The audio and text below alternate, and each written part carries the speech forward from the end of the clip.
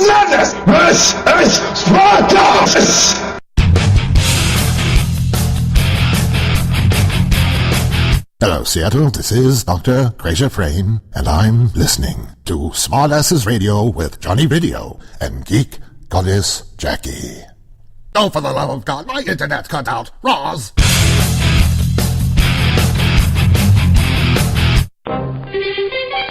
Holy podcast, Batman! Right you are, Robin, to the Batcave. We've got to listen to Smartasses Radio. Hurry, chum!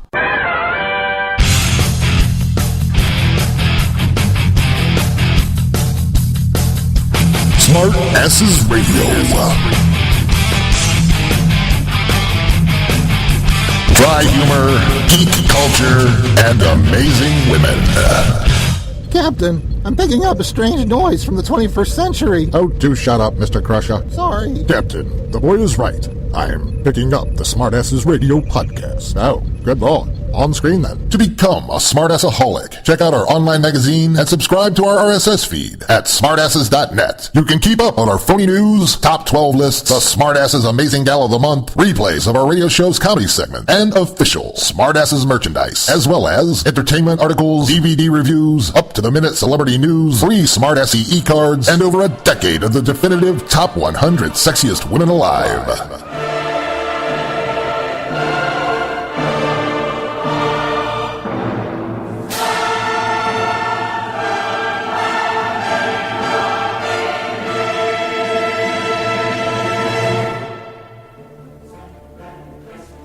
To interact with Smartasses Radio live on the air, follow us on Twitter and tweet your thoughts to the hosts at SmartassesNet using the hashtag HailJackie. HailJackie. HailJackie.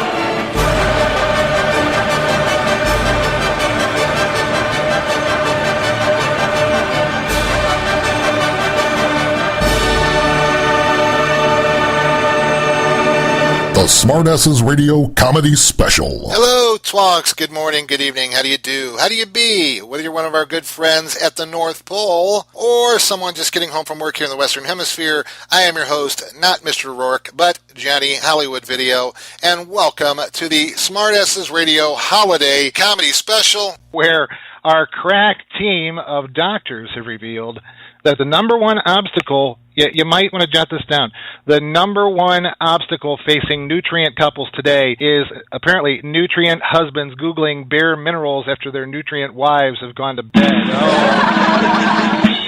And welcome to Smartasses Radio, where, I was wondering, is Ohio State's assistant head football coach named Suburban Mind?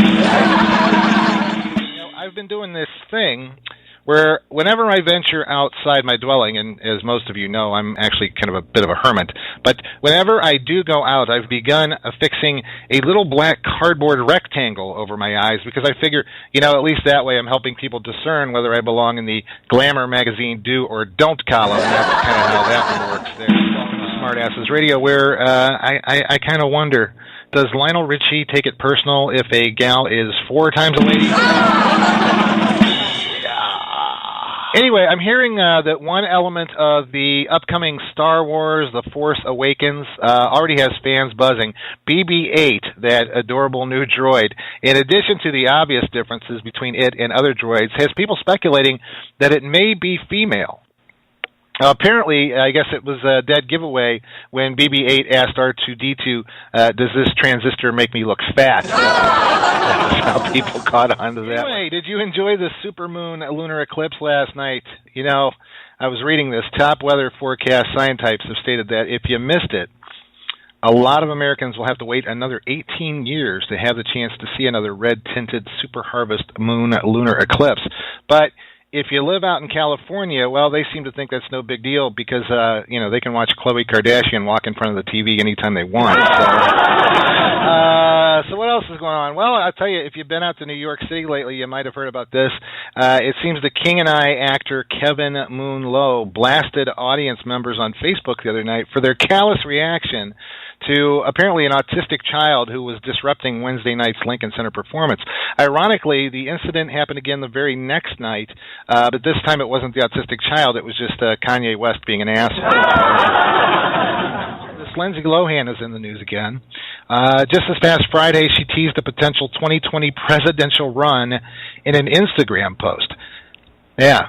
And apparently she's already stated that if elected, she's going to scrap Air Force One and just use Herbie the Love Bug. Did you hear about these giant plumes of methane gas bubbling up off the Pacific Northwest coast? There are good friends in the Pacific Northwest. Now, the good news is back in August, the Obama administration proposed measures meant to reduce methane emissions over the next 10 years.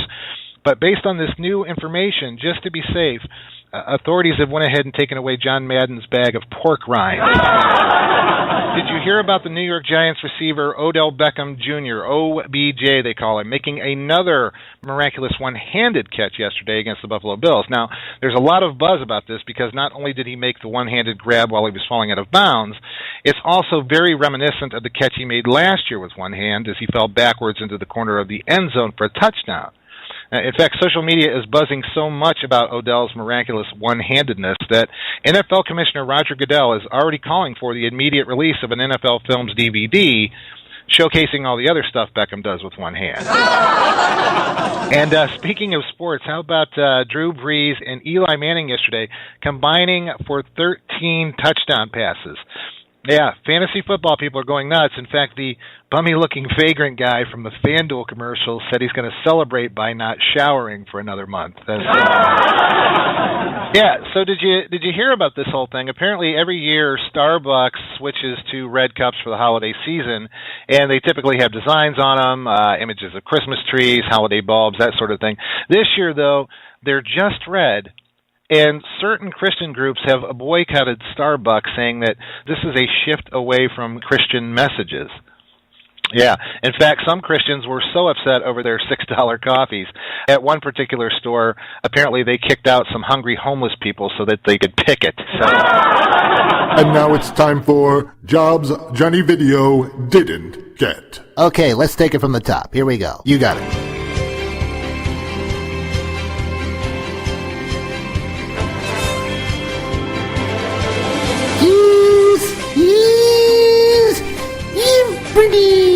Cut! This has been Jobs Johnny Video Didn't Get. When you've been lifting barrels and bales of hay and anvils and machine parts and 40-foot fuel injectors for the next space shuttle mission and bags of dirt around in your Ram truck all day, driving through 30 inches of mud in your Levi's jeans in the 100-degree desert in the middle of a nor'easter snowstorm while it's raining cats and dogs in the Grand Canyon and getting your Lee denim jacket and that 20-gallon cowboy hat of yours all wet while you're trying to eat your beans and tell tales of rustling cattle in your Ford Bronco while you smoke a Marlboro and a Camel next to your buddy's Chevy Silverado while you're doing shots of whiskey and talking to the Undertaker about that tumbleweed that just blew by while you were thinking about beef and chewing skull bandits in the mountains of Montana while you're sitting around that campfire in your lamb's wool jacket and heating up that branding iron, scouring the boundary lines of that ranch you got in the good old heart of Texas while you're barbecuing spare ribs in the back of that Toyota Tundra and polishing your Colt 45 while you rub salve on those chafed thighs of yours you got from riding steeds and the handshake of that trusty old saddle while you were out herding buffalo and roping steer and wondering where your next pair of chaps and silver spurs are gonna come from as you're washing down that dust with an ice-cold bush and shooting tin cans off a fence post and growing mustaches with the sheriff.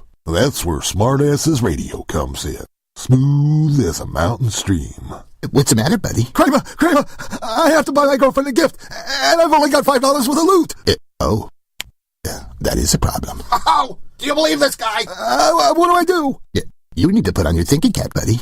He sounds just like me, Jerry. What are you talking about? Oh, Johnny Video, baby. Come on, Newman. Think. He doesn't sound anything like you. I know. I'll get her a personalized celebrity voice impersonation greeting from Johnny Video. Giddy up. Sorry, Jerry.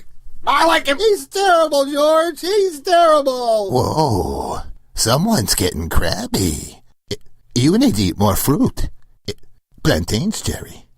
Plantains. my fellow Americans, we are living in troubled economic times. So I would highly suggest you order personalized $5 celebrity voice impersonation greetings from JohnnyVideo.net for your next gift-giving event. I'm not President Barack Obama, and I approve this message. Hey, smartasses, it's the governor over here. When I'm not filming my movies or plucking the maid, I'm sure as hell not putting my ear to the computer and listening to your show.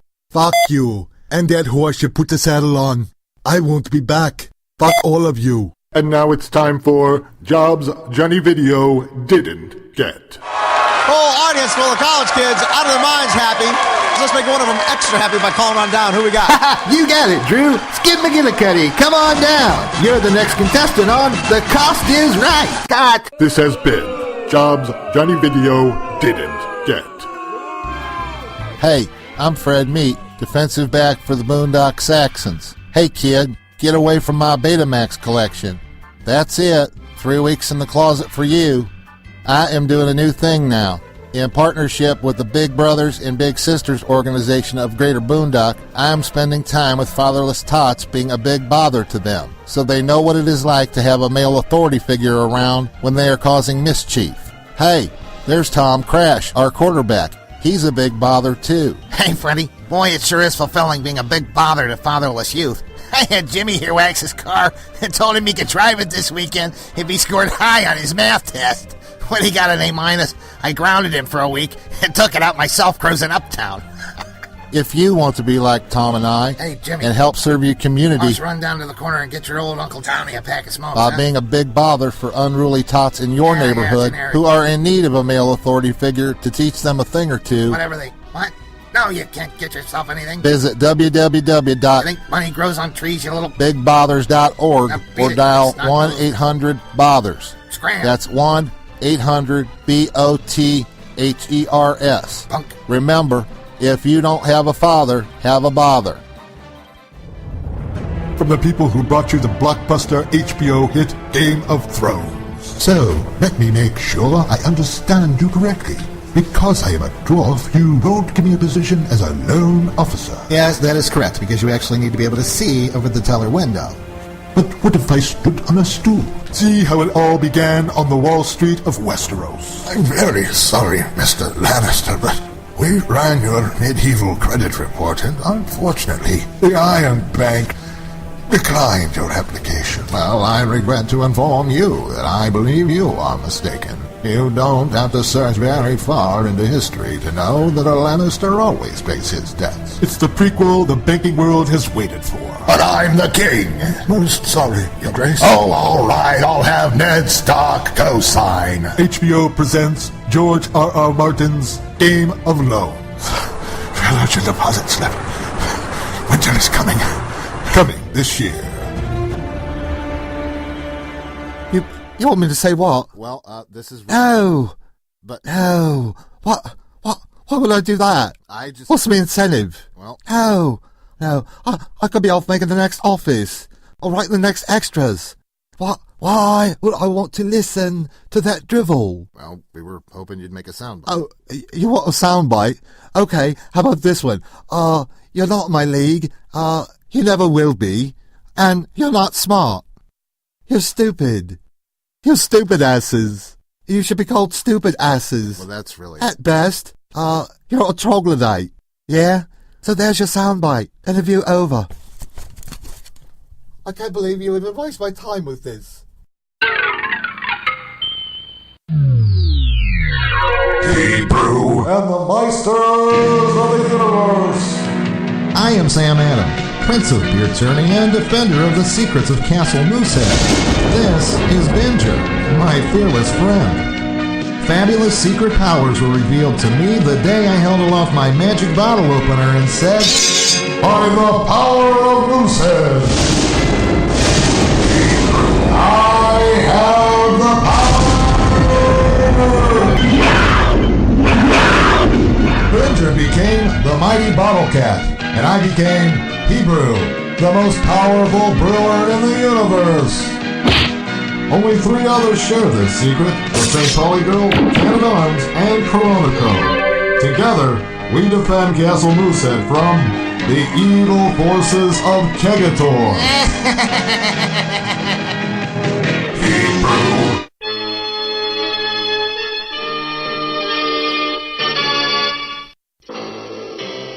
You failed me again, Tapjaw. Why didn't my plan to have you open up all of Musa Brewery's bottles with your jaw work? Hebrew defeated me, Kegator. Him again? One day I'll defeat that Hebrew, and Castle Moosehead will be mine. But how will we stop him, Kegator? Go and bring me all of the evil brewery villains. Burman, Tryhops, Yeastman. Tonight, we will crash the little birthday party for King Candor and take over Castle Moosehead. Hebrew. Hi, Can-at-Arms. What useful new object are you inventing today? Why, it's a new unbreakable bottle, Sam Adam. This way, no one will get drunk and make a mess at King Candor's birthday party at Moosehead Disco tonight. Huh? Never mind. Hebrew. I'm glad you can all make it today. Tonight, we will defeat Hebrew, and I will rule Castle Moosehead. Oh, but what are you doing with that book, Kegator? That just shows how naive you are, Burman. I have stolen the Book of the Ancients. Yes, you bubblehead. It contains all the recipes used at Castle Moosehead. I'm surprised you're so well informed, Yeastman. But what about Hebrew, Kegator? I've thought of that, Metal Mouth. If I can't rule Castle Moosehead, then I will simply ruin them with my beer neutralizer ray. But tonight, I will crush Hebrew. Hebrew. Well, Sam Adam, my new unbreakable bottle is done. Test it out. Throw it down once. Gee, Can-at-Arms, I don't think I can lift it. Oh, you weakling. Maybe you'd better change into Hebrew if we're gonna have a butt-kicking time. No sooner said than done, Can-at-Arms. By the power of Moosehead, I have the power! Good job, sport. Now you're a real party animal. The radar shows that Kegator has already left Silver Mountain. Where's Coronico? I have a feeling we'll be needing him. Oh, he's over in Plant C. He's working the day shift this week. Then we'll have to battle Kegator alone. Hebrew. Well, here we are at Lucid Disco, my lackeys. Hey, Kegator, I forgot my tie. There's no dress code, you ninny. They have to let us in. Sorry, the valet parking confused me. Well, if it isn't my old pal Kegator. Hebrew, this time it won't be so easy to defeat me. Can I see your ID? No, I forgot it. You guys got any ID? You'll have to do better than that, Kegator. Wait, I have my brewery ID. It says... Try again, Boneface. Ah, Tapjaw, go up there and get him. You never were one to fight fair, Kegator. I'll get you, Hebrew, and I'll crush you with my metal mouth. Wait, what? No. Look what you did to Tapjaw. Oh, get him, Kegator. Come on, Fishface. I'll give you something to gargle. A little coffee ought to sober you up. What? Coffee? Ah, that's it. Give it up, Kegator. You probably don't even have the $5 cover charge. Well, no, Beat it, Kegator. You can come back when you can show me your driver's license. Damn punks. But I have this Book of the Ancients, and this beer neutralizer ray. So you want to try and find a Denny's or something and get some breakfast? Hebrew. Hey kids, it's your pal Coronico. We learned a valuable lesson today. No matter what your intentions are, good or bad, if you want to go bar hopping, you'd better be prepared to show ID and pay a cover. Till next time, bye! Hello, I'm Fogan Riemann. Do you believe in things you cannot see? Gravity, air, your own brain, God perhaps? What about Klingons? Do they exist even though we cannot see them? Or are they just a figment of Gene Roddenberry's vivid imagination? Join me this week. Space, time, balls of toilet paper. The secrets to the cosmos lie through the butthole. He's an outcast in his school, in a world where everyone is happy and blue. He's Rebel Smurf. At first, it started out small.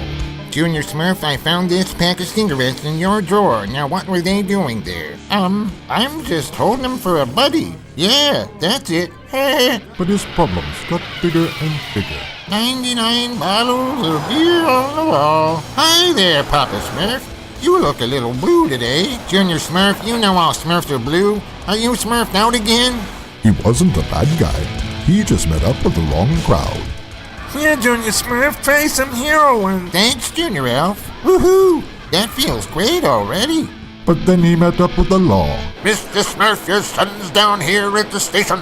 He's just stolen a Smurfmobile. Oh God, what next? He's no son of mine. Where did I go wrong?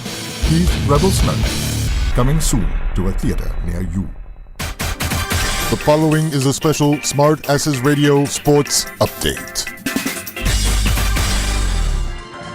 Welcome back to the 44th Annual Blind All-Stars Golf Tournament here at Royal Melbourne Golf Club. I'm Summer Patterall, and now let's go live to Nigel Barnsworth on the first hole as Stevie Wonder still tries to tee off. Thank you, Summer. Stevie Wonder is already 77 strokes over. Make that 70, 79,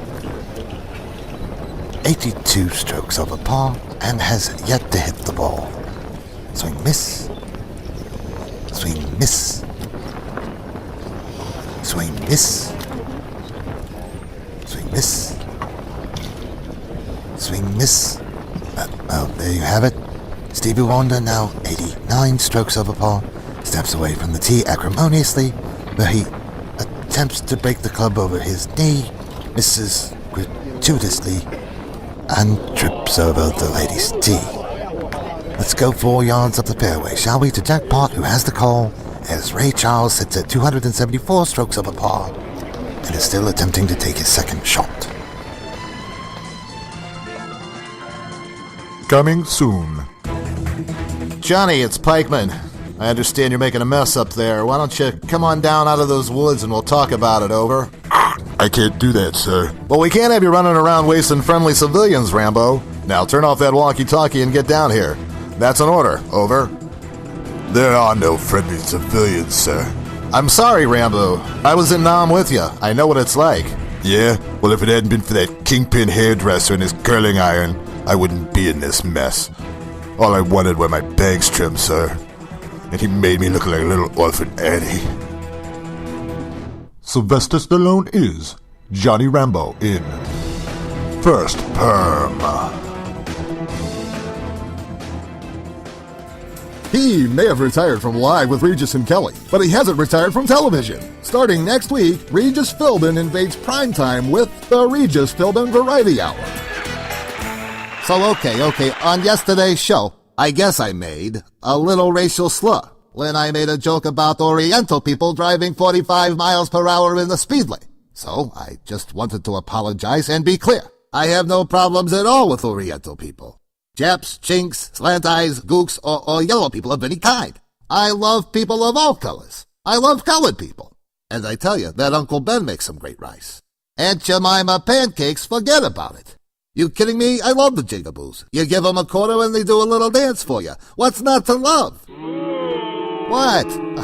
I can't keep up with you people. Watch weeknights as Regis and his kooky cast performs all sorts of zany skits. All the king's men, all the king's horses. I can't put Humpty Dumpty back together again. Hey, mister, have you tried duct tape? Duct tape? Who wants to see a big, sticky silver Eggman walking around? Somebody give this guy a lifeline. But just because he's acting out nutty scenarios doesn't mean Regis has stopped doing interviews. Catch Regis Monday night when his guests are none other than Star Trek's Leonard Nimoy and George Takei. And so we're all at the party, having a good time and all, and then Shatner looks at me and says, I don't think that brie is room temperature.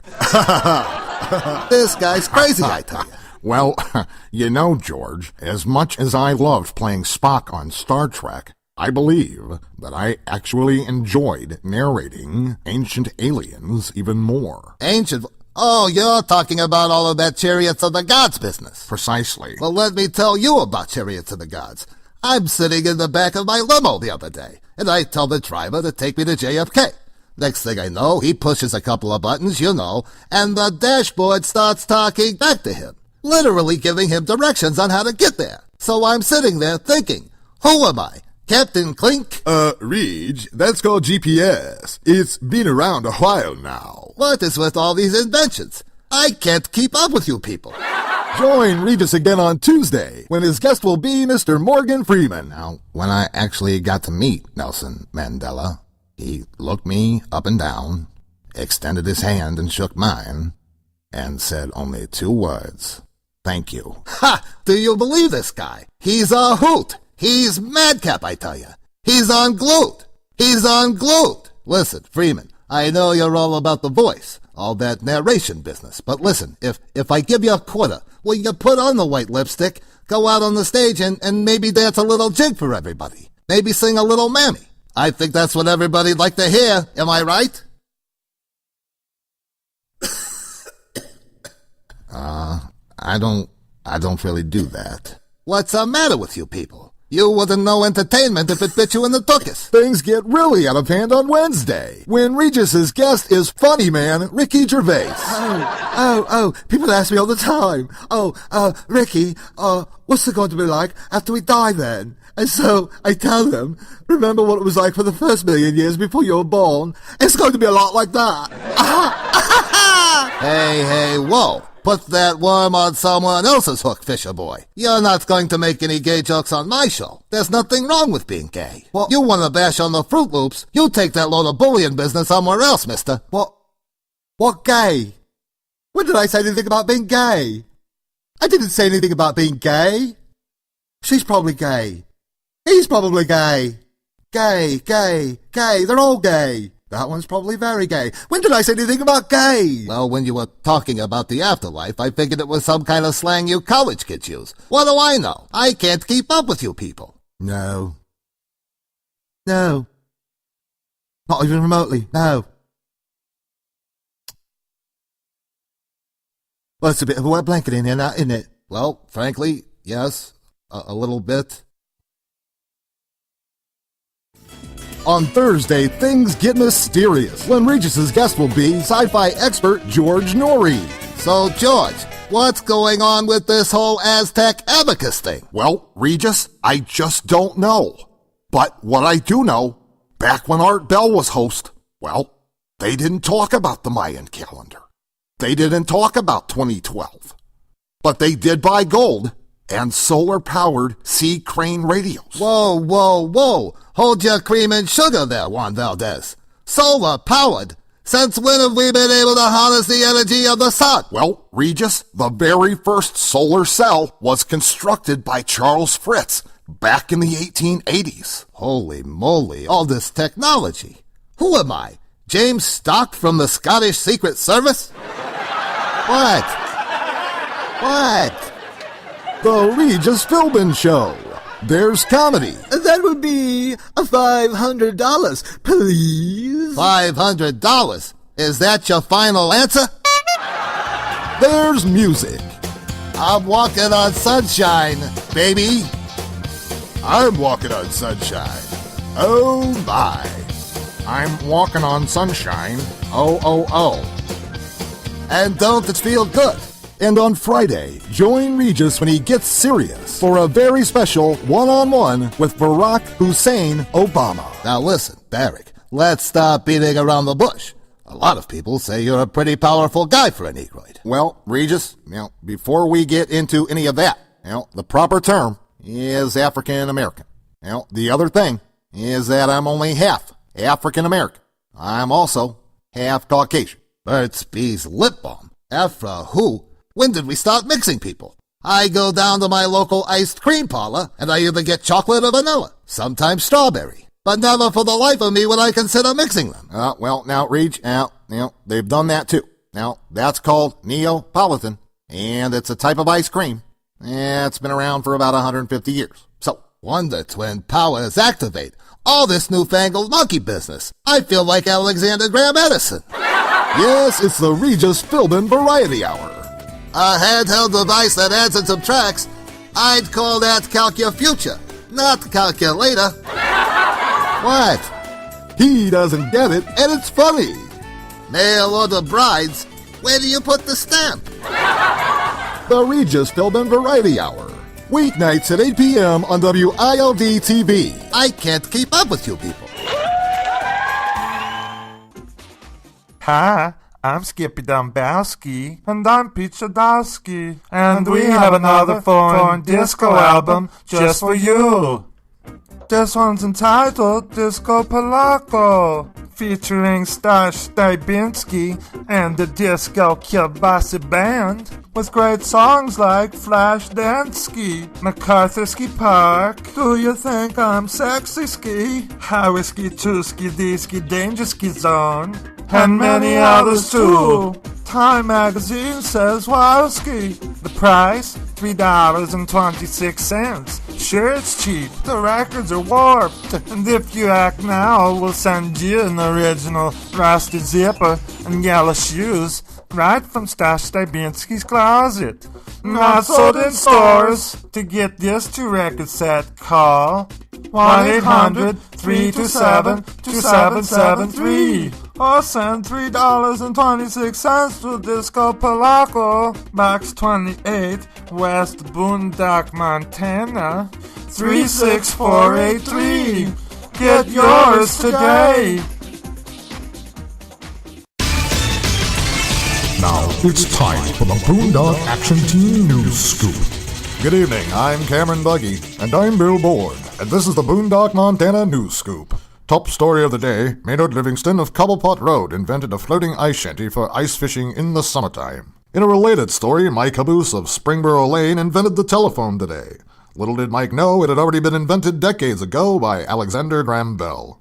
Mike was surprised to hear this and called his lawyer. And now we take you to our live interview with former governor of Minnesota, Jesse Ventura, who's down at Boondock Mall promoting his new book. Jesse, it's a pleasure. Hey, it's great to be back home. But Jesse, you're from Minnesota. This is Montana. Yeah, hey, a lot of people don't realize, but Montana's the land of 1,000 lakes. Yeah, hey, Jesse, no, again, that would be Minnesota. Montana's big sky country. Oh, hey, what do I know? I'm just the governor of Montana. Hey, you gotta hook the leg. Jesse, do you know where you are? Hey, you know, a lot of people don't realize I actually did 3 movies with Schwarzenegger. They remember Predator and Running Man, but they don't remember Batman and Robin. Hey. Yeah, right. Hey, Jesse, did you want to talk about your book at all? Hey, you know, they used to call me Jesse the Body. Now they call me Jesse the Mind. Hey. Right, so Jesse, any plans to run for office again? Hey, you know Mr. Perfect, he was a wrestler like I was. He's from Montana too, but he never did color announcing for the XFL. Hey. Right, yeah, no, he wasn't. He was from Minnesota, like you. Hey, Montana, Minnesota, who cares? We all make cheese better than they do in Wisconsin. Right. Former Governor Jesse Ventura, everyone. Hey, it's Jesse the Mind. Right. Thank you, Mr. Ventura. Bill, back to you. Thank you, Cameron. And now here is Jackpot with the daily Boondock Montana Action Doppler 6 Zillion Storm Team Eyewitness Weather Report. Thank you, Bill. Take it away, Jack. I will. Tell us what's in store for us, Jack. Okay, I will. Give it to us straight, Jack. You and your storm team. Okay, all right. Today it's going to be very cold. Saxon's game last night. We're gonna dip down below 30 degrees below zero. You see that interception? And oh man, ran back 98 yards. You really shouldn't go outside unless you have to. Hey, yeah, Cameron. Right by the. I'm doing the weather. Oh, they're we're expecting at least 20 more minutes. 20 more. We're expecting at least 20 more inches of snow, and that's it for the weather. Cameron. Ravenous black hair. Cameron. Huh? You're on. Oh, Jesus. Hold on. Blabbering while I'm trying to do the weather. Good evening, I'm Cameron Buggy, and here are today's sports. You suck, Buggy. Stevie Wonder took first place in the Blind All-Stars Golf Tournament today. That's it? Yeah. Problem with that? I mean, there was no more. I don't know, I just figured there'd be more sports at least. No. Well, yeah, there could be. I mean, there could have been more sports, but well, I don't know. The weather was good. Yeah, the weather was good. Yeah, about the weather. Listen, Buggy, next time you talk when I'm doing the weather, it's going to be your ass. Well, I was just, telling a story. I mean, you're back here blabbing about cheerleaders and the stupid Saxons. Mute your mic. All you got to do is mute your mic. This has been the Boondock Action Team News Scoop. Then I can do the weather. But I didn't. But I won't make mistakes like minutes. That's it. Where are my cigarettes? I need a cigarette. You're always smoking cigarettes. What is with you and cigarettes? Why are you always having to smoke cigarettes? You make me nervous, okay? Well, good. You should be. You don't do anything around here. You lay around. You're overpaid. Yeah. You're overpaid. Yeah, but I'm a damn good-looking guy. Damn good-looking guy. And now it's time for jobs Johnny Video didn't get. It wouldn't hurt you to think things through a little more carefully next time, would it? Well, I need to kill walkers, and I can't kill walkers without my son, Carl. I maybe get a little crazy when I can't find Carl. Has anybody seen Carl? I'm the sheriff, and Carl is my deputy. I love my boy, Carl. I can't find Carl. Cut! This has been jobs Johnny Video didn't get. I don't know who you are. I don't know what you want. If you are looking for ransom, I can tell you I don't have money. But what I do have are a very particular set of skills. Skills I've acquired over a very long career. Skills that make me a nightmare for people like you. If you let my daughter go now, that will be the end of it. I will not look for you. I will not pursue you. But if you don't, I will look for you. I will find you. And I will make you listen to Smartasses Radio. Good luck. To become a Smartassaholic, check out our online magazine and subscribe to our RSS feed at smartasses.net. You can keep up on our phony news, top 12 lists, the Smartasses Amazing Gal of the Month, replays of our radio show's comedy segment, and official Smartasses merchandise, as well as entertainment articles, DVD reviews, up-to-the-minute celebrity news, free Smartassy e-cards, and over a decade of the definitive top 100 sexiest women alive. And now it's time for jobs Johnny Video didn't get. I'm voice actor Johnny Video, and I'd like to talk to you for a moment about tampons. Cut! This has been jobs Johnny Video didn't get. Hello? Yes, I'm trying to reach He-Man. I know you're there, you muscle-bound boob. Pick up the phone. Hello? I know it was you and that slut Tila who slashed my tires. Pick up the phone. Son of a... I'll get you, you blonde-headed prick. Coming this summer, from the people who brought you Machete, Jake Brick, Cop with a Gun. Starring Sylvester Stallone as Detective Jake Brick. A wild-card lawman who plays by his own rules. Hey, yo, all I gotta do is pull this trigger and just hit me. Jake Brick, Cop with a Gun. Also starring Danny Glover as Captain Doobie and John O'Hurley as Detective Whitebread. I'm sorry, Brick, but you're just too much of a loose cannon, and I can't have you out there making up rules by the seat of your pants. I got no choice but to take your badge and gun. Come on, Captain. You remind me of a man I once met at the straw market in the Bahamas. He had no teeth, and he was speaking in tongues. What are you talking about? Uncanny man. You sound just like him. Are you sure you've never been to Paradise Island? Jake Brick, Cop with a Gun. Also starring Chris Tucker, who makes Jake Brick go on a rampage of justice. Damn, Brick, why you keep your apartment so cold? That's cold. Say what? Damn it, I can't understand the words that be coming out of your mouth, man. Well, shut up and turn up some heat. Jake Brick, Cop with a Gun. with Sean Connery as Leo the Leopard, Diamond Thief. All right, everyone, face down on the ground and you won't be hurt. Detective Brick. I couldn't understand a single word you said, but I assume you're here to arrest me. You got that right. Jolly good. Carry on then. Alright. I will be able to get you. I'm sorry, Detective. Pardon me for asking, but isn't it a prerequisite to my incarceration that I actually be able to understand the words you are saying when you're reading my Miranda rights? Yeah? Well, you're mumbling incoherently. Sure. Exactly. So, alrighty then, Muggsy, make sure you're putting the diamonds into the velvet bags with the tiny little dollar signs on them. You got it, boss.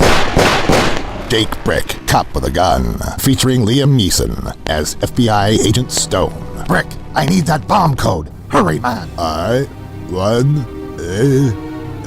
can't understand you. Try to enunciate. 1, 3, 7. What is he saying? Was that a 3? I heard 2 syllables, so one of them had to be a 7. Hurry, man. 1, 3, Time. Hurry, man. There's no time. 1, 3, 7. Jake Brick, Cop with a Gun. Damn, Jake. You shot that man in the dick. I don't shoot the hill. I shoot the thrill. He doesn't need to enunciate a cool tagline, because it's his gun that does all the talking. Jake Brick, Cop with a Gun.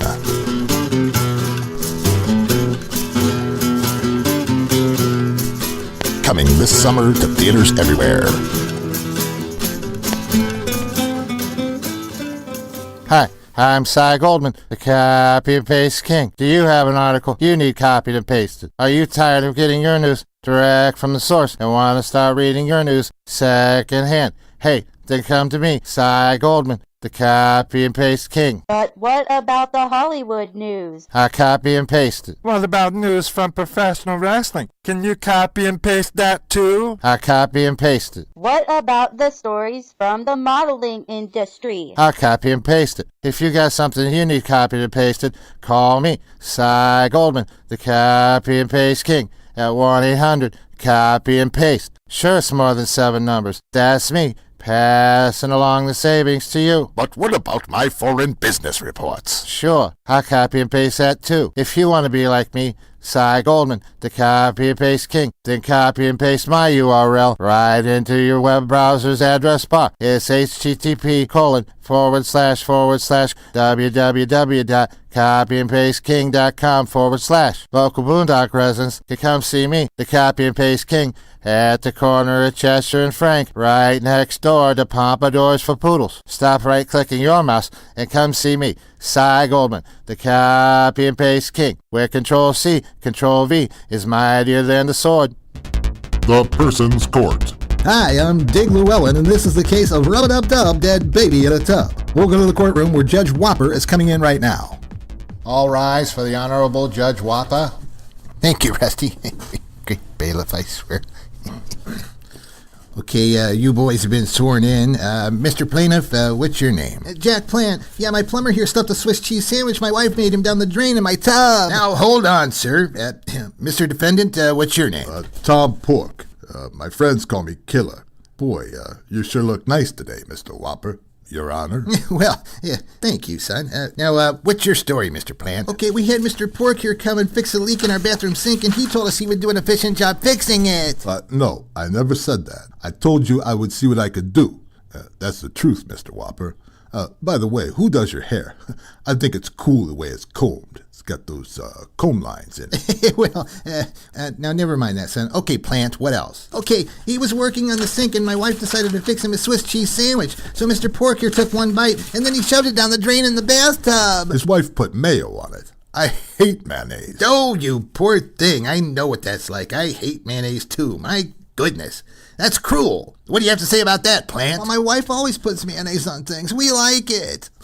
What a weirdo, eh, sir? Really? Who in the world uses mayonnaise. I always use mustard myself, Mr. Whopper. Exactly. That's not the point. My baby is dead. This incompetent nincompoop stuffed a cheese sandwich down my drain. Oh, quit whimpering, Plant, and stop picking on this fine young plumber here. Okay. So my wife goes to take a shower after the sandwich is in the drain and... Your wife went to take a shower with the plumber there? No, Your Honor. Mr. Pork had already left. Well, please explain yourself, Plant. Now, go on. Okay.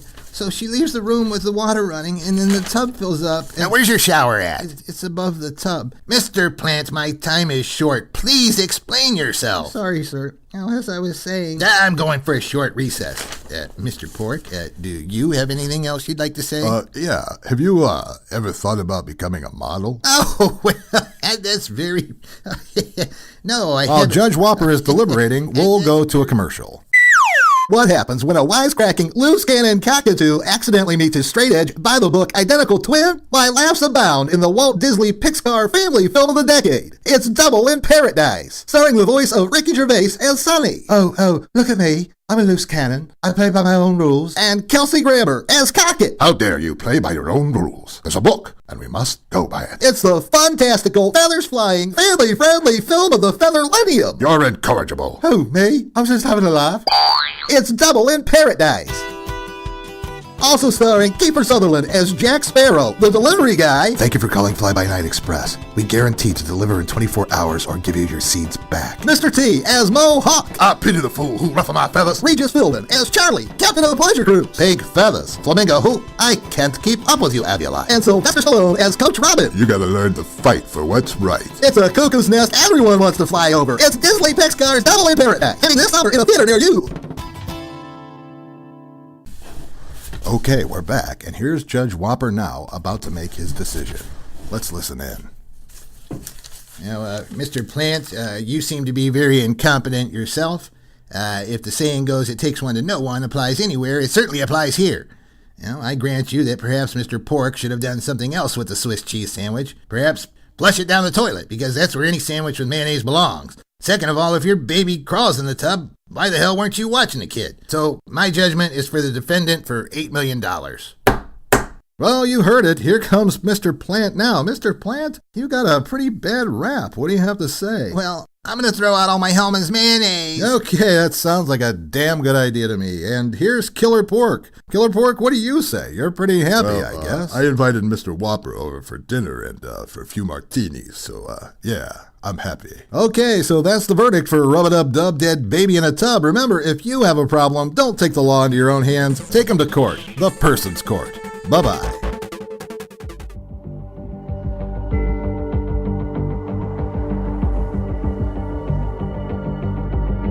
I've been riding in the passenger seat of my mom's Lincoln since long before anybody paid me to ride in the passenger seat of my mom's Lincoln. I didn't do it to be cool, didn't do it to make a statement.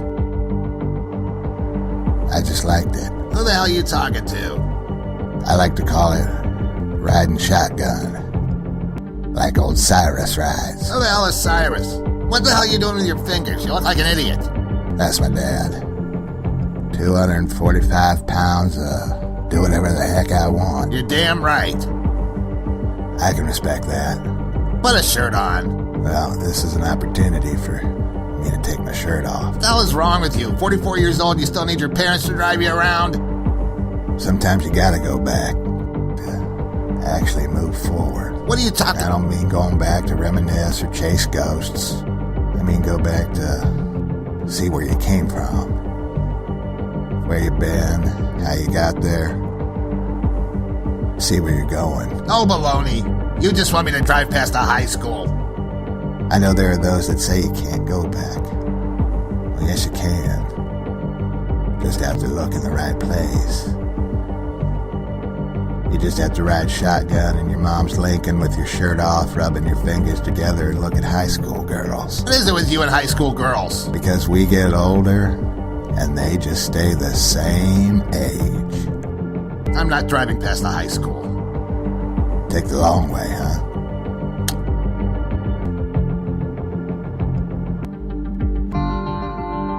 Can I play some Miley Cyrus? No! And put your seatbelt on! Get ready to match the stars! Nipsey Russell, Lord of Eternia's Deep Blue Seas, Merman. Charlton Heston, Tony Curtis, from the James Bond films, Roger Moore, and Lloyd Bridges.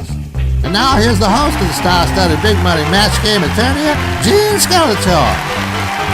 Thank you, Johnny. Thank you, folks. Hello, stars. Thank you. Hello, contestants. Thank you. Thank you. So, Johnny, I noticed you slurring your words a little bit there. You wouldn't happen to be inebriated, would you? I sure am, Gene. You sure that's a good thing? Gene, you know as well as I do what a party match game attorney is, so all I did was crack open a couple of moose heads and a fifth of Johnny Walker's yam-yam sauce. Like they say, keep on trucking, right, Gene? Yeah, sure, whatever you say. You sure you don't want a little nip, Gene? Take the edge right off. No, I think I'm good. Let's meet our contestants, shall we? All the more for me, then. Okay, contestant number one, go ahead and... glug, glug, glug. Okay, contestant number one, go ahead and introduce yourself and... My name is Marvin Cork, and I memorized the list of all the things I enjoy: swimming, biking, miniature water fountains, Captain O comic books, running around in circles till I get dizzy. Now, hold on, Marvin. It's only a half-hour show here. Maybe just tell us one hobby and what you do for a living. Okay, well, I'm currently attending Eternia University, where I'm studying something known as computers, and I enjoy playing korfball. Korfball? What the hell is korf? Sounds more like goofball to me. Huh? What is wrong with you people? That's comedy gold. Oh, never mind. And what about you, sir? What's your name and what do you do? Oh, hello, Gene. My name is William Wayne. I'm a professor of nuclear physics at Eternia State. I enjoy a rousing game of chess and bocce, and well, as you can probably tell, I'm a little nervous. And well, just gosh darn glad to be here, Gene. This looks like such a fun show. Well, that's okay. Don't be too nervous. Dr. Johnny's got a cure for those shakes of his, Gene. We know that, Johnny. Let's just get to the game, shall we? You got it, G. Okay, Marvin, it's your pick. Would you like question A or question B? I would like question B, Gene. Okay, B it is. And back away from the mic a little bit, would you, Marvin? Sorry. Okay. That Tila is such a floozy. With her bosom hanging out in those trashy little go-go boots, she looks less like the captain of King Randor's guard and more like the captain of 10-cent blanks. All right, Marvin, let's see if you can match the star's response. That Tila is such a floozy, with her bosom hanging out in those trashy little go-go boots. She looks less like the captain of King Randor's guard and more like the captain of the 10-cent... dimes? Captain of the 10-cent dimes? I'm not really certain you understood the question, Marvin. I feel a big goose egg coming on here, but we'll see, I guess. Okay, Nipsey Russell. Tila looks less like the captain of the King's Guard and more like the captain of the 10-cent... Well, Gene, I couldn't think of an answer, so I says it with a poem. Tila looks less like a captain's guard and more like a 10-cent scrotum. A 10-cent scrotum? Nipsey, I'm really not sure you understood the question either. And who are you to judge me? Okay, all right, Merman. Tila looks more like a 10-cent... Oh, I know the answer to this one, Gene. Oh, she looks like a 10-cent whore. Oh, hey. There we go. See, Nipsey, that was a definitive answer. Hooker, whore. You see how the game is played now, Marvin? No. Okay, well, maybe you'll figure it out as we go along here. Charlton Heston, what was your response? Well, Gene, the good Lord God hath bequeathed upon me the divine unction of providing you with the answer, Pharaoh. Pharaoh? Yes, like in the Ten Commandments, after I beat him up. Okay, first of all, you didn't beat him up. Yes, I did. Second of all, what in the world is a 10-cent Pharaoh? Well, it was either that or, take your stinking paws off me, you damn dirty ape, but I wanted to save that for later. Okay, I really don't think you people are understanding the concept of the game here. Tony Curtis, what about you? Well, I sure as hell came up with a better answer than Nipsey or Heston did. I can tell you that much. Good. Flip over your card then. What did you respond with? Yeah, my answer is, I love you, Spartacus. I love you, Spartacus. That doesn't even make sense. But I really do love Spartacus. Okay, folks, the idea here is to complete the sentence with the most logical answer, not just quote lines from your own movies. Roger Moore, help me out here. Well, Gene, my name is Roger Moore, and I played in the James Bond films. Therefore, my answer is vodka. What in the... Why would Tila look like a 10-cent vodka? Well, Gene, I'd think you would know that was James Bond's favorite drink. Okay, that doesn't even... I'm honestly at a loss here. Lloyd Bridges, I'm almost afraid to ask for your response at this point. Oh, I see. Yeah, you think I can't come up with a good answer? Well, let me tell you something, Boneface. I was in Sea Hunt. Yeah. So my answer is dolphin. Okay, all right. I guess we'll just chalk up that first question as being a little too confusing for everyone and hope for the best with our pal William Wayne here. Hey, Gene, I would have answered Johnny Walker to that question. Okay, yes, Johnny, we get that you love your bourbon, but all we really need from you... I love it even more when a shot costs only 10 cents, Gene. Of course you do. Okay, William Wayne, let's see if you can match the star's response to this question, and at this point I'll be happy if we can even get one good answer. But here we go. Okay, Dumb Donald was so dumb... With that blonde Dutch boy haircut and that fake orange tan, you'd have thought he was trying to look like Blank Man. All right, William, let's see how many stars responses you can match. Dumb Donald was so dumb, with that blonde Dutch boy haircut and that fake orange tan, you'd have thought he was trying to look like Blank Man. Oh, gosh. I don't know, Gene. I gotta... think about this one. I just don't... I can't come up... Merman? I don't know. I just can't think of anything. Merman? Merman is sitting right there. Does he look orange to you? No, sir. Does he have a blonde Dutch boy haircut? No. No, he does not, sir. Indeed, he doesn't. Of course he doesn't. He's green and he has little... fins sticking out of his neck. Well, yes. Yes, he does. There's certainly no doubt about that. No siree, Bob. Then why would you respond by saying Merman? Well, I don't really know, sir. I guess I just figured the two of you were drinking buddies or something. I don't know. No, we are most certainly not. Hey, did somebody say drinking buddy? Because I thought I just saw half a pap sitting under the desk. Okay, I'm not even going to justify that by responding. Nipsey Russell. Dumb Donald was so dumb, with that blonde Dutch boy haircut and that fake orange tan, you'd have thought he was trying to look like Blank Man. Well, Gene, I couldn't think of an answer, so I'll say it with a rhyme. With Donald's tan and Dutch boy haircut, he looks just like a dime. A dime? Why, yes, Gene. Since that was Marvin's answer for the last question, I figured that'd be a match this time. This isn't a game of catch-up. You need to fill in the blank with a logical answer for the current question. How like a little mustard with my ketchup, Gene? Okay, would you please? I guess I just don't understand how this game is played, Gene. No, you certainly don't. Merman, give me a little love here. Oh, you got it, Gene. Dumb Donald was trying to look like He-Man. Oh. Thank you. There we go. Of course the correct answer is He-Man. Thank you. And I'll say this, it's a pretty sad day when this bubble-headed fish face is the only one who can come up with a definitive answer. Hey, that wasn't very nice. Okay, Charlton Heston, back to you. Did you come up with a definitive answer? Well, Gene, I came up with, O Lord God, with a strong hand thou doth lead us out of bitter bondage. Tomorrow we go forth a free nation, where every man shall reap what he has sown.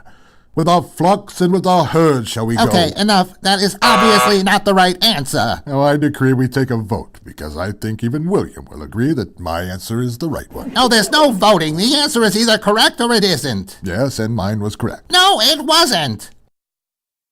Yes, it was. Okay, I'm not going to argue. Well, I guess that means it's my turn, so get ready with the applause. Oh, man, are you saying you actually matched William's answer? No, I wrote down, I love you, Spartacus.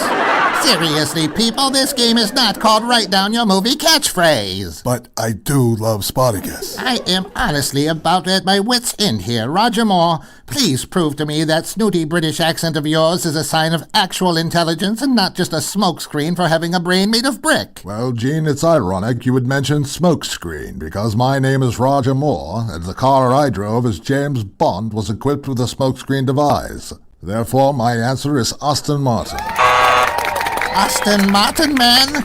Aston Martin is a car. It doesn't get tans and Dutch boy haircuts. Well, if you could learn to think outside the box, perhaps it'll sink into that thick skull of yours that an Aston Martin was the car I drove in the James Bond films.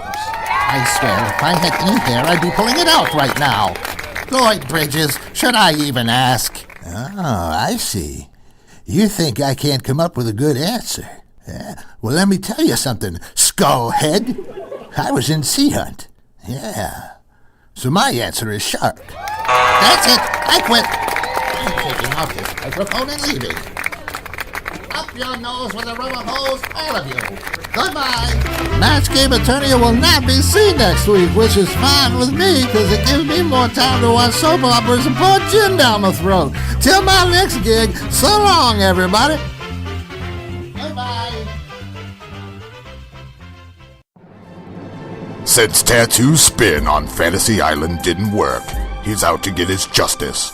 He's joined the Greenville police force and made it his town. Hervé Villachez is Officer Tattoo in Tattoo's territory. He may be small, but he's not getting shortchanged anymore. Stop, you robbers, and I'll shoot. Huh? What'd he say, man? Oh my god, that little bitch is crazy! Beat it! And he's won the respect of his fellow officers. Good work, Tattoo. We need men like you on the force. Thank you, Sarge. Sure. Hey, why don't you grow up? Shut up. Don't. Sorry. Just don't punch me in the kneecaps. When Tattoo's around, you get the short end of the stick. He's one tough cop, ready for the dirty work. Tattoo, there's a bomb in that drain pipe. Crawl down there and get it. Right, boss. He's one cop not to bribe. Tattoo has not been corrupted by society, and he's always got a brilliant idea. That man's locked up in that building. How do we get in? Tattoo, any ideas? The plane! Oh, we're a small outfit, Tattoo. We don't have a plane. Just shut up. Go back to that island. Sorry. If you don't like handcuffs around your ankles, do not rob a bank in Greenville. Tattoo's Territory, Saturdays at 8 o'clock on WILD TV. Watch it.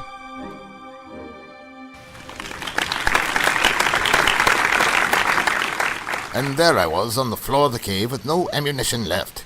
Instinctively, I reached in my sock and pulled out my trusty Swiss Army knife, and I stabbed the grizzly beast right in the eye. And that is the very bearskin rug you stand upon today. By Jove, that is a great story, Robert. Day of wrath, earth in smouldering ashes lying.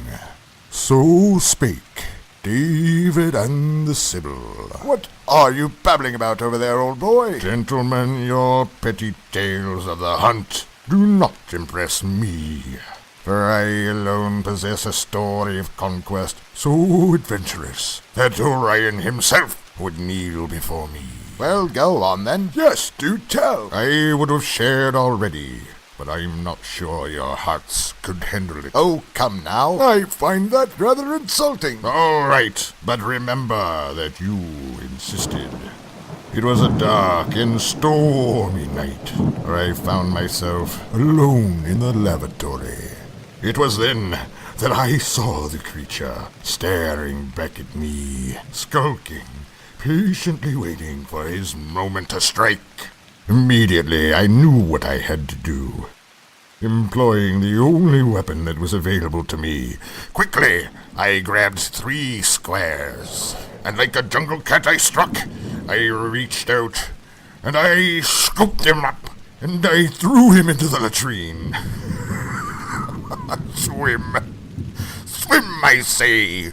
Swim in my pee. So you killed a spider and threw him into the toilet. Gentlemen, I fabricate nothing. He was 1.5 inches wide if he was a mile, and I single-handedly conquered him. Swim, swim, I say. Swim in my pee. But, good sir, I say to you, people kill bugs all the time. Like lambs to the slaughter. Swim, arachnid, swim. Swim in my pee! Victor, I'm not sure I follow you. I knew your feeble minds could not grasp the gravity of my conquest over the 8-legged beast.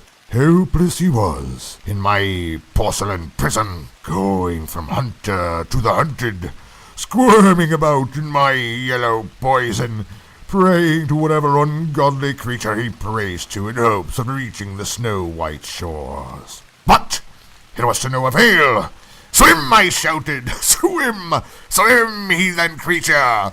Swim in my pee!" By Jove, it seems to me that anyone could kill a spider and piss on him. You don't understand. I stood tall and said unto him, "I am the rocks of the eternal shore. Crash against me and be broken." And broken he was, wailing about in my latrine with the white paper sunken below him as I shouted, "Swim! Swim, spider!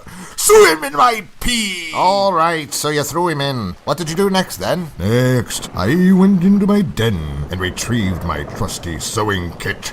Quickly, using many beautiful colors, I fashioned for him a tiny set of bathing trunks with 8 tiny leg holes, and I threw it into him, and I said, "There you go, tiny spider swimming trunks for you to wade in. Now swim! Swim in your tiny little spider swimming trunks! Swim in my pee!" Okay, all right, jolly good then. More brandy, anyone? I will have a glass of your brandy, kind sir. Brandy makes me have to pee. No!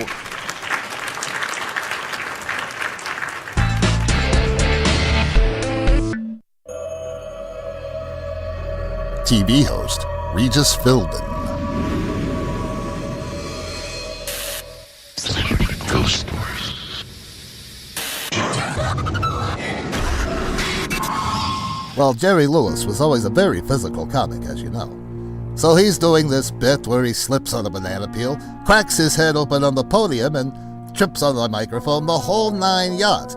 He's really knocking them dead. So, how do you follow up with something like that? Well, out of nowhere, here comes Dean Martin from the other side of the room. He's wearing a dress and high heels. Well, he comes over to me, kisses me on the cheek. Well, he has everybody in stitches. I can't tell you how funny it was. Well, there's only one man who could follow up with an act like that. Don Rickles. Now, I gotta tell you, back in the day, I wore some pretty expensive clothing. I only wore Botany 300, I'll have you know. Yep, 500, whatever. I can't keep up with you people. Anyway, Don Rickles always had this thing where he liked to make fun of my hair. So Rickles looks across the panel, points out at me in the crowd, and says, "Is that Regis Philbin or a Brillo pad wearing a tuxedo?" Well, he had everybody rolling in the aisles. I mean, you want to talk about side-splitting entertainment. Regis, it's Celebrity Ghost Stories. What's? Celebrity Ghost Stories. Celebrity ghost stories? Paranormal, haunted houses, all that. Haunted house? I thought this was Celebrity Roast Stories. I can't keep up with you people. Celebrity Ghost Stories, only on Bio. And now it's time for Jobs Johnny Video Didn't Get. Here are today's contestants. A has a beard. Meet Jackie Ronnie Paper Towels Guy. This has been Jobs Johnny Video Didn't Get. Come to me no more, Moses. You throw down your staff and turn it into a snake. This means nothing. 'Tis but a cheap magician's trick. When are you going to bring me real proof of your god? And when are you going to let my people go?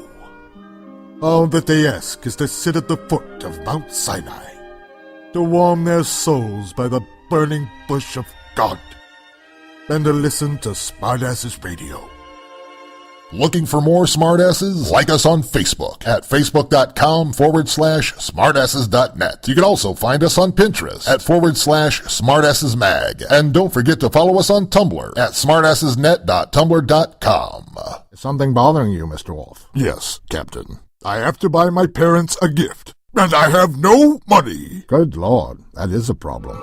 Oh, my. Hey, I know you. You're Captain Sulu. That's right. And I've come to the future to give Mr. Worf some kapla. And that means success in Klingon. Do tell. If you're looking for inexpensive gift ideas, why not give them a personalized celebrity voice impersonation greeting from Johnny Video? They're only $5, and even Captain Spock here loves them. Indeed. It would be the logical course of action. Well, there you have it, Mr. Wolf. If I were you, I would make it so. My fellow Americans, we are living in troubled economic times. So, I would highly suggest you order personalized $5 celebrity voice impersonation greetings from JohnnyVideo.net for your next gift-giving event. I'm not President Barack Obama, and I approve this message. Hey, when I'm not busy being the governor of Montana.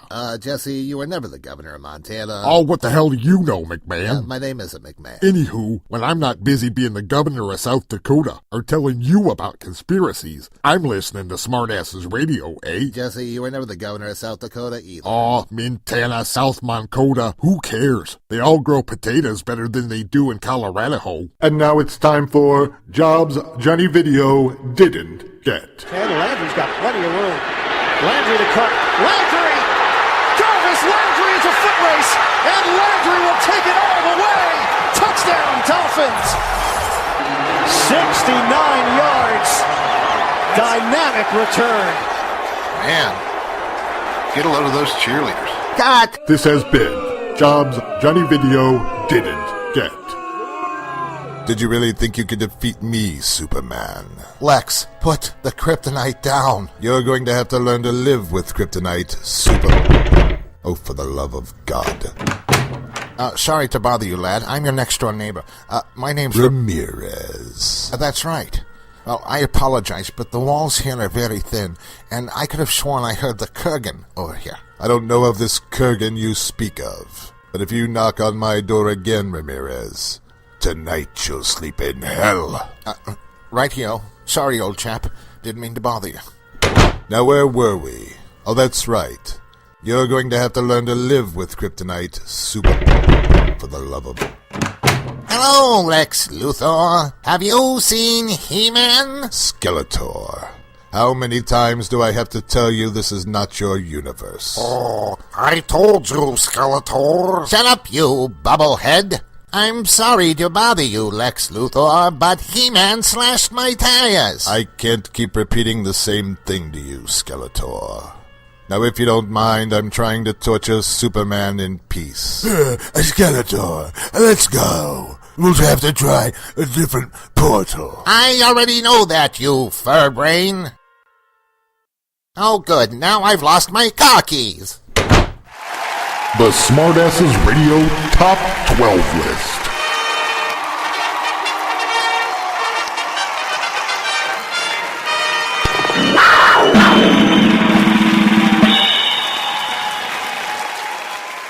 Definitely that time of year again. Football's in the air, volleyball is on the court, and of course that means there's a bevy of fresh new TV shows just ready to stream over your airwaves. And while many of the shows are being much ballyhooed, we here at Smartasses Radio, lest you forget their existence, have decided to showcase some of the shows that didn't make the cut for the fall of 2015, which means here now are your top 12 rejected television shows of the 2015 fall season.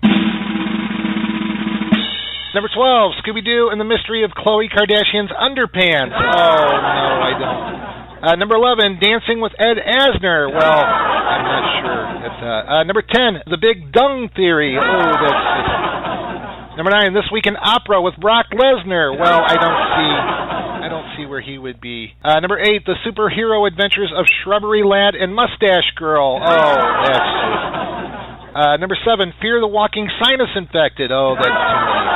That's not good.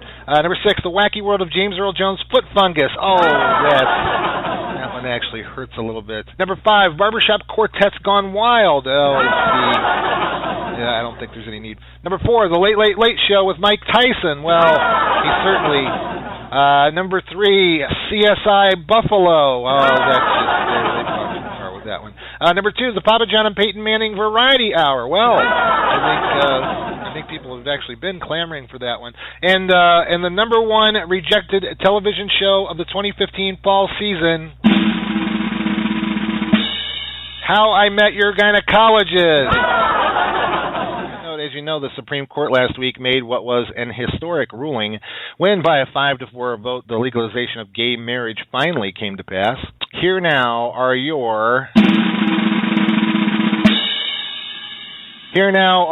top 12 reasons the Supreme Court legalized gay and lesbian marriage. Are you ready? Here we go. Number 12, the Supreme Court basically looks for any opportunity to piss off the states flying the rebel flag. Number 11, Justice Anthony Kennedy has every episode of Queer Eye on DVD. Number 10, accidentally gave Oklahoma's vote to the cast of Oklahoma, the Broadway musical. Number 9, we got really tired of trying to spell Obergefell. Obergefell? I should know that. Number 8, marriage is taking place on the pitcher's mound at women's softball games equals more soda sales. Number 7, we felt social media needed to be more rainbowy. Number 6, Texas pastor Rick Scarborough promised to set himself on fire in gay protests, so hey, Disco Inferno. Number 5, we wanted to give Republicans some kind of a thing to blame every other thing. Can't miss out on the Republican jokes here. Number 4, the White House interior decorators just don't work as well when they're salty. Yeah. Number 3, was sick of hearing Cher and Liza Minnelli bitching. Can't find two bigger gay icons than them. Number 2, former President George W. Bush is really interested in seeing what kind of cool-looking babies same-sex couples can create. Yeah. Oh, the stupidest man to ever live, George W. Bush. And the number 1 reason the Supreme Court legalized gay and lesbian marriage... Well, after the whole Bruce Caitlyn Jenner thing, we don't know who is who anymore anyway. We here at Smartasses Magazine have finally compiled the definitive list of the Smartasses Radio top 12 rejected reindeer names. Ready? Here we go. Number 12, Bieberer. Number 11, Misselfinger. Number 10, Vomit. Number 9, Speedo. Number 8, Saddam Hussein. That's just wrong. Number 7, Bleachy.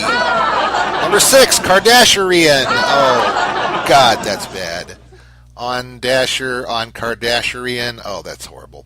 Number 5, Blitzed. Reindeers have been hitting the bottle. Where are we at? Number 4, Papa... Peyton Manning's favorite reindeer. Number 4, Papa Johnner. Number 3, Camel Toe. Oh, God. That's gross. Number 2, Jaundicer. Somehow I think Jaundicer and Blitzed are probably best friends.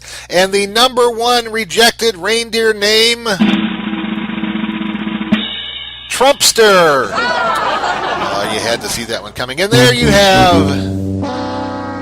that October 21st is more than just the 21st day of October, especially if you follow the zany and madcap antics of those kooky Kardashians who are nothing short of American royalty. Yes, indeed. Last Wednesday was Kim Kardashian's birthday, which means here now are your top 12 things Kim Kardashian did for her birthday celebration last week. Here we go. Number 12, accidentally mistook the can of birthday cake icing for a brand new vat of makeup. Oh, boy, I can see that one happening. Number 11, won the game of Duck, Duck, Goose by sitting on 3 chairs at once. Ooh, yeah, well, that's not going to be hard for her. Number 10, inadvertently brought God's smiting wrath upon her Instagram followers in Western Mexico. Oh. Number 9, blew out the candles from 40 yards away. Number 8, skinned a couple of neighborhood puppies so she could line her shoes with fur. Now, see, right there, that one, she does that. Let's see where we at. Number 7, divorced Chris Humphries again. Yeah, well, you had to see that coming. Number 6, practice floating while tied to ropes for next month's Macy's Thanksgiving Day Parade. Yeah, well, we should post. Number 5, renegotiated her contract with Satan. Well, that explains a lot. Number 4, showed local youngsters how Jupiter orbits the sun using only her left and right butt cheeks. Oh, I think that could probably. Number 3, enjoyed mother-daughter bonding time when Mama Chris helped her with the big words on the Marmaduke comic strip. Yeah, well, she probably has trouble with that. Number 2, donated all of the torn birthday present wrapping paper to Coats for Kids. Well, at least she's trying to do something. something charitable there. And the number one thing Kim Kardashian did for her birthday celebration, played Pin the Tail on the Chloe. And there you go. And there's your top 12 things Kim Kardashian did for her birthday celebration. Hey, it's me. Don't talk. Just listen. Joker stole my Batmobile. I need you to put on the Robin costume and meet me at the 4th National Bank on 5th and Main. And, also, bring me some pants. Batman. Oh, boy, Blunder. Disregard that previous message from Batsy. He does not need you to meet him at the 4th National Bank at 5th and Main because I have returned his precious Batmobile and missing set of pants. Oh, and by the way, April Fools! Phony news with your Smartasses action. Storm Doppler. Eyewitness 3000. News Scoop Team. David Hasselhoff legally changed his name last week, meaning the Hoff will now officially be known as David Hoff. The former Baywatch star joked in a YouTube video, "I've been wanting to drop the hassle from my life for a year." Not to be outdone, one day later, Republican candidate for President Donald Trump legally changed his name to Dump. After a string of eyebrow-raising behavior, Kylie Jenner sparked headlines after seemingly admitting to being high in a Snapchat video. In other news, no one cares. Friday, Yankee slugger Alex Rodriguez became the 29th member in baseball history of the 3,000 Hit Club. Coincidentally, on Saturday, he also became the 29th member of the 6,000 Needle Holes in Your Arm Club. Days after recording a protest song in the aftermath of the Freddie Gray protests, R&B rocker Prince performed a Mother's Day Rally for Peace concert in Baltimore. Not to be outdone, Texas Rangers overweight first baseman Prince Fielder says when he and the team visit Oriole Park, he will eat 13 hot dogs and visit the crapper. And speaking of protests, a Take Down the Flag rally took place in Columbia, South Carolina on Saturday evening, where protesters asked South Carolina State House to cease from flying the Confederate flag. Meanwhile, in Los Angeles, protesters gathered around the Kardashian household in an effort to ask Khloe to stop drying her underpants on the clothesline and blocking out the sun. Due to artist illness, Nickelback canceled their performances Friday and Saturday night for 2 concerts in the Vancouver, Washington area. Fans were given their nickel back. In science news, researchers remain confused on how the bombardier beetle, who earned its name due to the way it sprays a toxic liquid on predators at the speed of a jetliner, is able to administer this deadly spray without inflicting any damage onto itself. In a related story, the ears of every single one of Bill Cosby's past girlfriends just perked up. And finally, as much as people try to knock him when he says it out loud, Hulk Hogan is still pretty adamant that when WrestleMania 32 rolls around next year in Dallas, he'll be competing in a match against someone. The subject of stepping into the ring was brought up during a recent WWE tour the Hulkster is promoting in Australia, and early speculation is that he'll be competing in a casket match with The Undertaker, but not to throw someone in it, but to see which nearly deceased wrestler can be exhumed out of it first.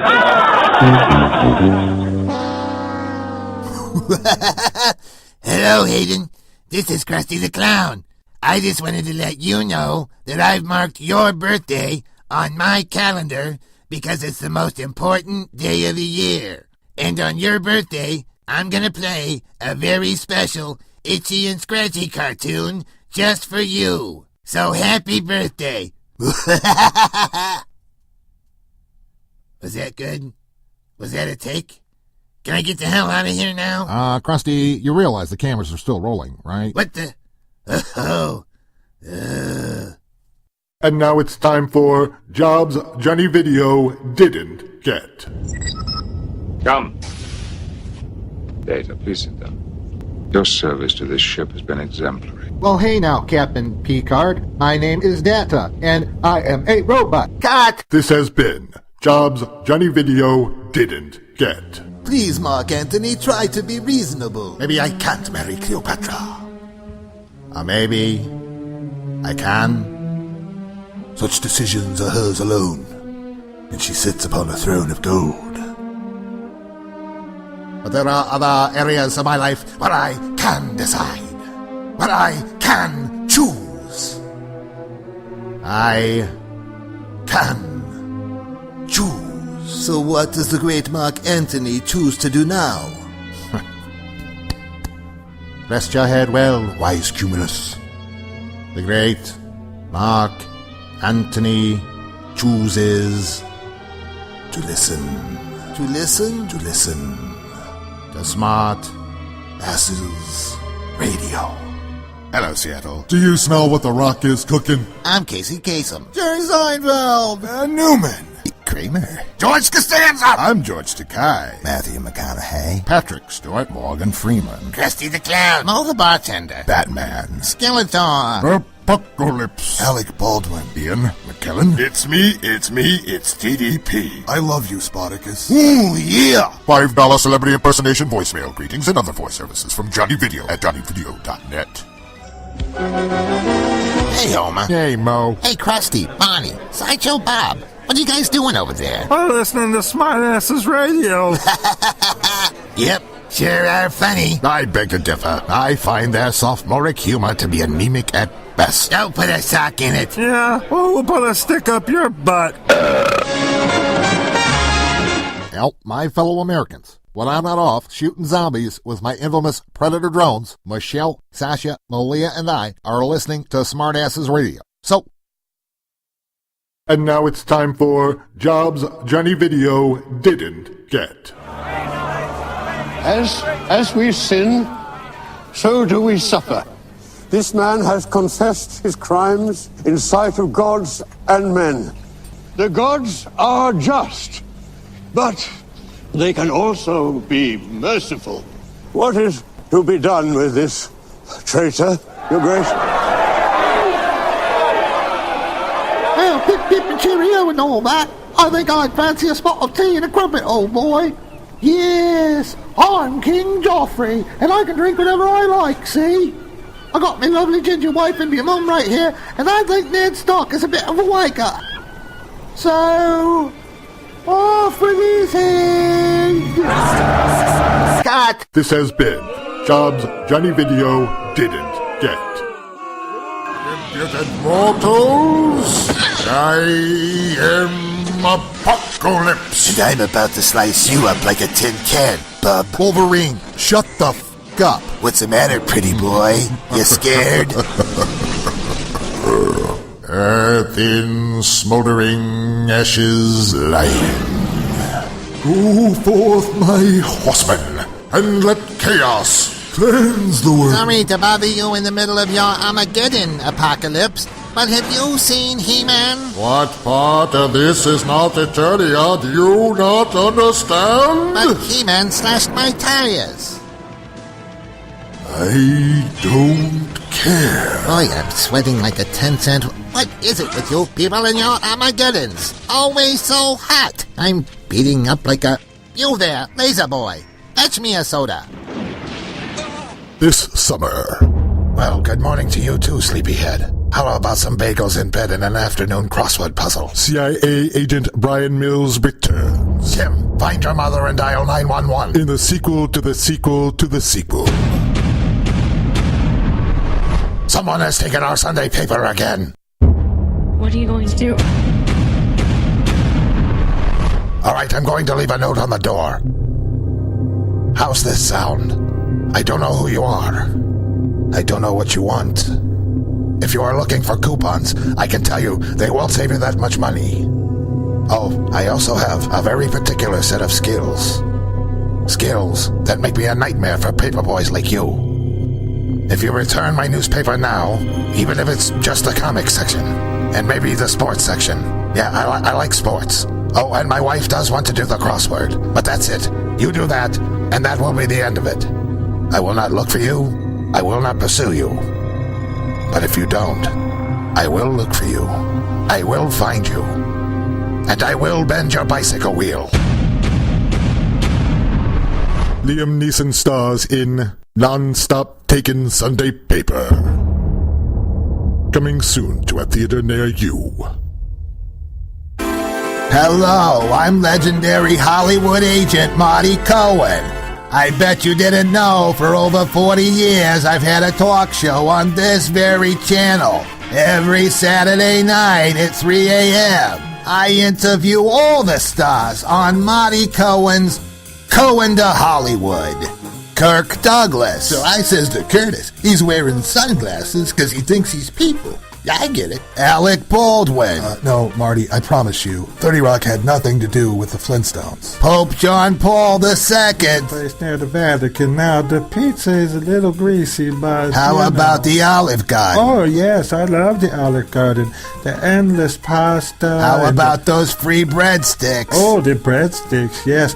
Funny story. I once filled up the Popemobile with the breadsticks. Really? Oh, yes. They filled up the whole back of the bubble. People were pointing and laughing at all those breadsticks, but you know, the big pointy Pope hat is not without its perks, you know. Tony Curtis. So I says to Kirk, why would anyone want a Christmas card of a penguin wearing sunglasses? He's from the South Pole.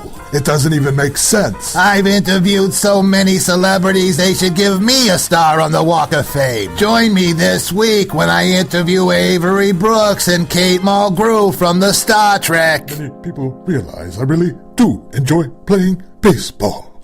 So Kate, Avery, let's talk about the... son of a monkey. I just spilled gefilte fish all over my vest. I didn't even want to eat this thing during the interview, but it's been sitting out in the temperature danger zone for 3 hours and 36 minutes, which means I've only got 24 minutes to finish it. God damn. So anyway, let's talk about the elephant in the room. What do you say when I say that 10 years ago there ain't no way in high heaven they let a colored fella in a broad captain a rocket ship? I don't think you've ever watched one episode of Voyager. You do realize those shows started over 20 years ago. You kids and your digital watches and your Teddy Ruck spins and your touch-tone phones. What is it with all this outer space stuff? Everyone's so against gravity these days. What the hell you doing up there that you can't do down here? Well, I think... Listen, you ever get one of those space babes on the show? You know, with the silver one-piece spandex suit and the ray gun and the boots and that fishbowl on the head. You know the kind of broad I'm talking about? I don't. What about that one babe from the Buck Rogers? Yeah. You ever get that broad on your show? I'd like to pinch her asteroid cheeks if you're picking up what I'm laying down. No, listen, here. Yeah, Avery knows what I'm talking about. Okay, that's it. I'm leaving. Oh, boo-hoo, honey. Way to go, Toots. Crying just like a broad. Yeah, go on, honey. No one's gonna miss ya. Stupid dame. Avery, you got any double mint? Because this chick just left a bad taste in my mouth. So join me this week for Cohen to Hollywood. I interview so many celebrities you'll think you're on the Walk of Fame. Coming soon. Slow down, Junior. You're driving too fast. What are you talking about, Patrick? I'm barely doing the speed limit, brother. Well, then the speed limit is too high. That's crazy. You used to be a race car driver, dude. Those days are over, Junior. I'm too old to race anymore. Maybe not, brother. Maybe you just need to realize who the new man is.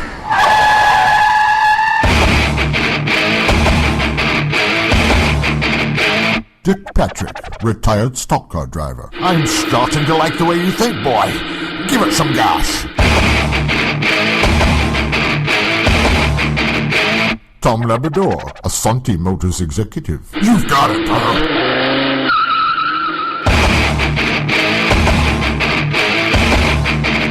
Now, putting their heads together may just be the best thing they've ever done.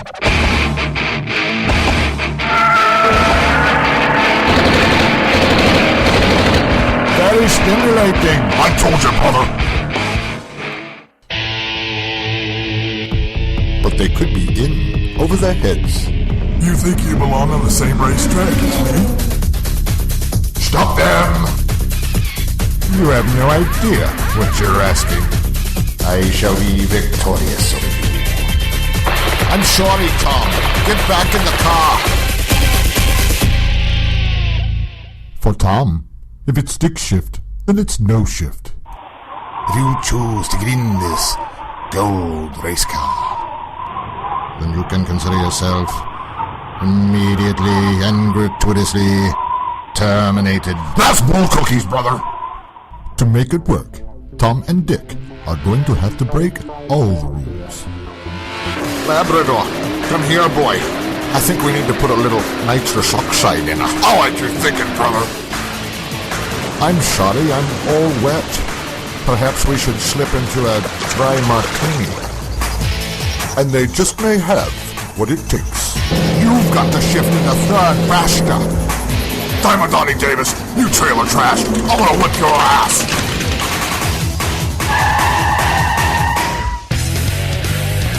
In a world where speed is everything, this time they're racing for more than just checkered flags. Now that is driving. Just show it off. We're all my little race of maniacs. Sean Connery. So ladies, what brings you here to the Caribbean? Surely you're here for more than just snorkeling.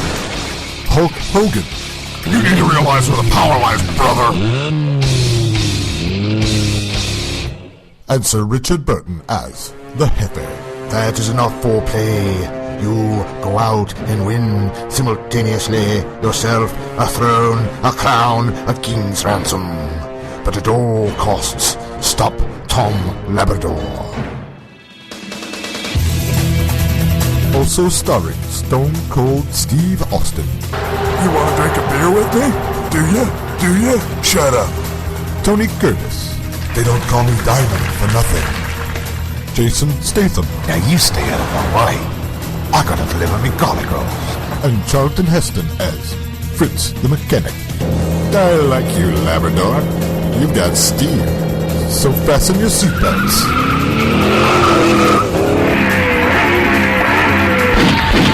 What are you shooting at? I've never used a gun before. And put on your racing helmet. You can't burst the pistons like that. Are you mad? Why, you're gonna break a seal.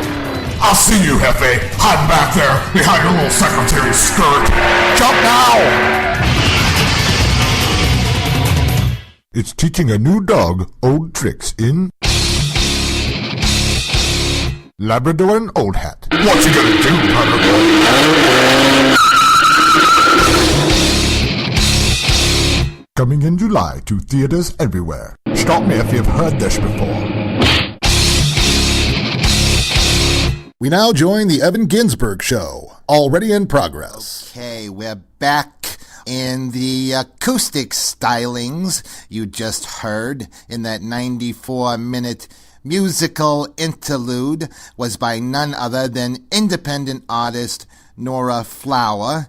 And, of course, Nora will be appearing at Gizzy's Cafe next week at 16 West 8th Street in the heart of New York's legendary Greenwich Village.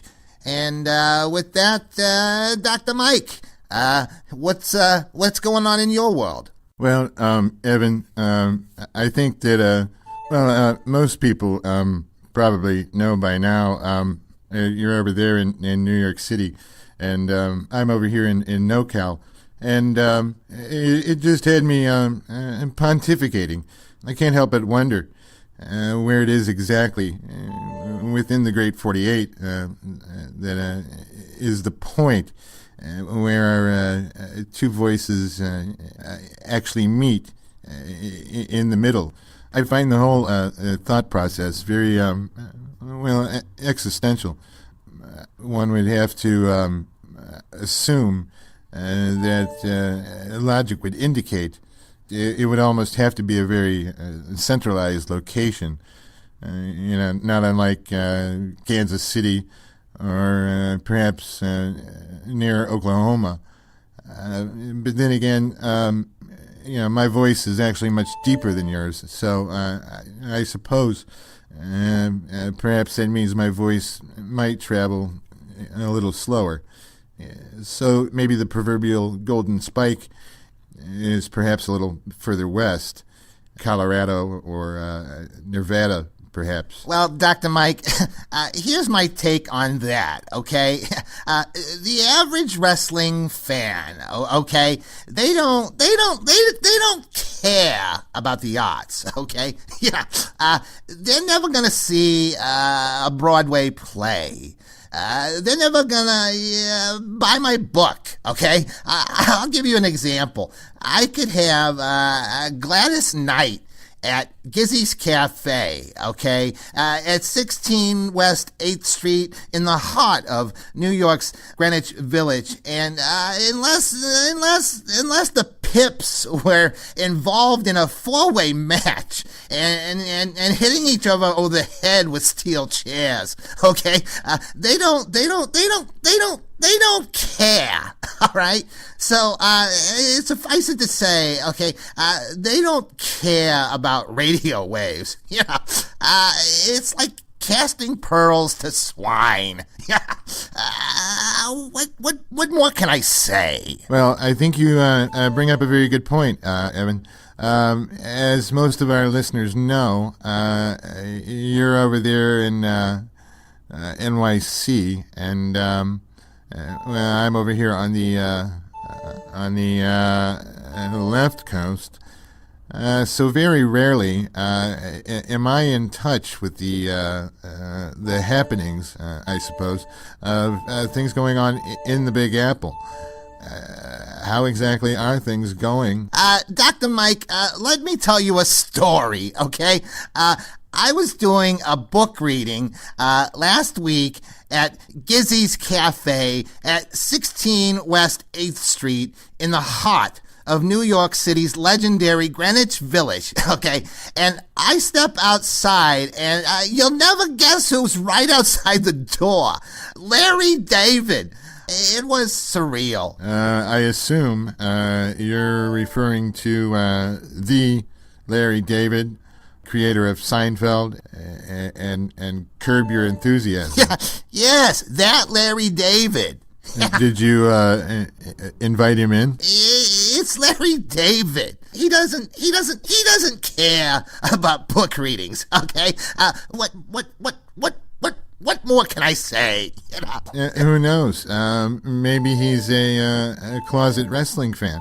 I actually caught the last pay-per-view, and even though I'm over here on the West Coast, and you're over there in New York City, neither one of us are typically satisfied with the current state of professional wrestling. But I have to say, the last pay-per-view was really pretty good.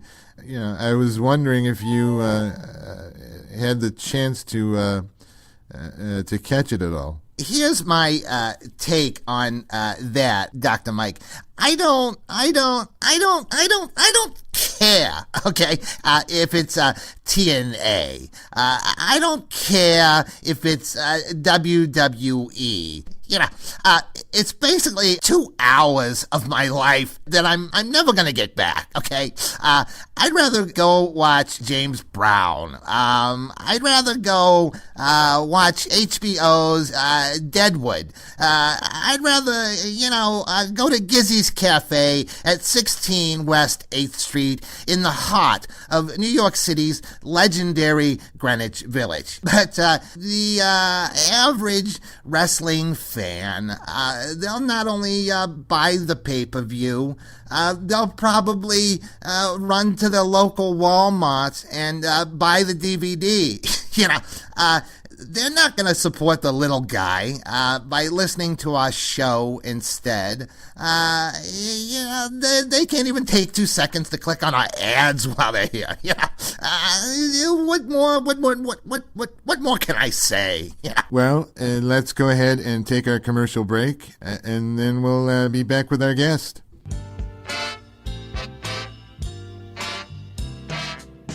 Come check out Evan's new book, the sequel to Apartment 4B, like in Brooklyn.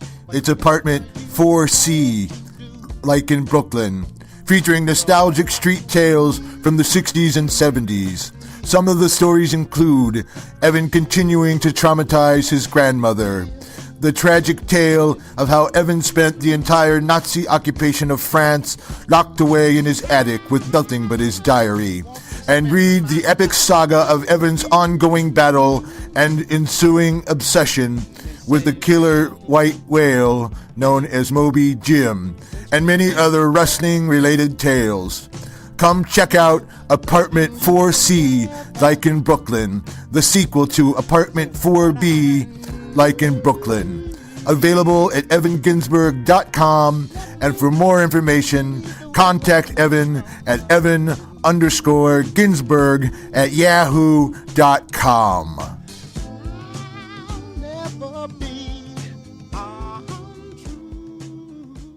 Okay, Evan Ginsberg back. And next guest is a pretty big deal. He's wrestled with The Undertaker, and he's basically Mr. Big Deal at the WWE. What more can I say? Hunter. It's really great to be here, Evan. And even though I've taken over the day-to-day operations of the WWE, I am still the King of Kings, and believe me when Sure, there you go. Dr. Mike. Well, first of all, welcome to the show, Hunter. I'd like to go in a bit of a different direction here, if you don't mind. WrestleMania, Degeneration X, booking the WWE, and other typical blah, blah, blah. I think if you wouldn't mind, perhaps you wouldn't mind telling us a little bit about Stephanie McMahon's tits. What? There you go. Hunter, unfortunately, we're running out of time. But by all means, go ahead and plug any websites you may have, any upcoming books you want to plug. By all means, the next minute's yours. This was the worst interview I've ever done. You wait till Shawn Michaels hears about this. Sure, there you go. Folks, that about wraps it up for Dr. Mike Leno and yours truly. This is Evan Ginsberg, signing off. Nothing spells a Carps baseball game like a bag of Bobby O's potato chips. Hi, Uncle Rose. Oh, no. Can we have some of your Bobby O's potato chips? No. If I've told you kids once, I've told you 1,000 times. You can't have any of my Bobby O's potato chips. Come on, Uncle Rose. Even Fluffy wants some. Oh no, not you too. Yes, everybody loves Bobby O's potato chips. Available now at your local Boondock Montana grocer. Hello, Carps fans. It's me, Lefty Mashak, the old Nuxa. You know, using the knucks on my left hand won me a lot of games for the Boondock Carps, but they're not all that great for enjoying a handful of tasty Bobby O's potato chips. Bobby O's potato chips. They're salty, they're crunchy, and now available in lemon, lime, and grape.